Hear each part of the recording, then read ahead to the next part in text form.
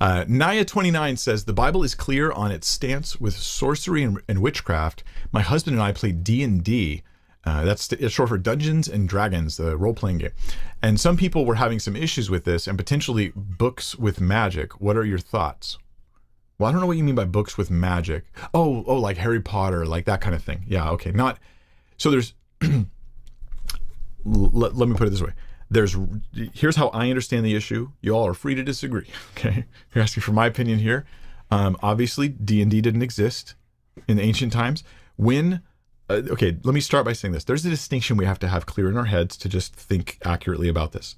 There's make-believe magic in the realm of fantasy make-believe. Then there's magic where people are trying to actually, through satanic forces, demonic powers, trying to actually do magic. Much of it maybe is a fraud, but it's connected to reality. It's anchored in reality in the sense that it's meant to be real. Then there's magic that's anchored in fantasy in the sense that everybody recognizes this is fake. Hopefully we're not trying to parallel the two.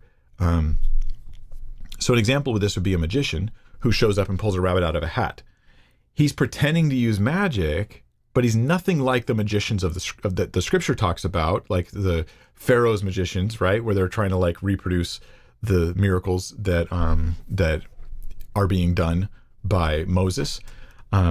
They're nothing like that. Everybody knows this is a trick, and you're like trying to figure out how he did it, and you're just amazed by it.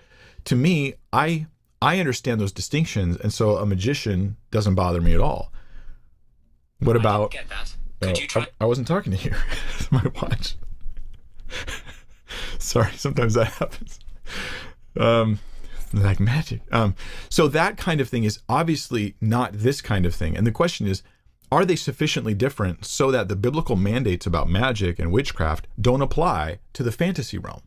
I think the answer is a tentative yes. Okay, I think that's the answer.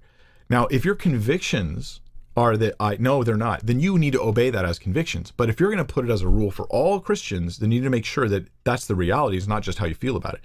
I think the reality is that there's a difference between the fantasy versus the magic anchored in reality stuff. I'm not saying that magicians are doing what they think they're doing, but they're actually trying to do witchcraft, like actual witchcraft.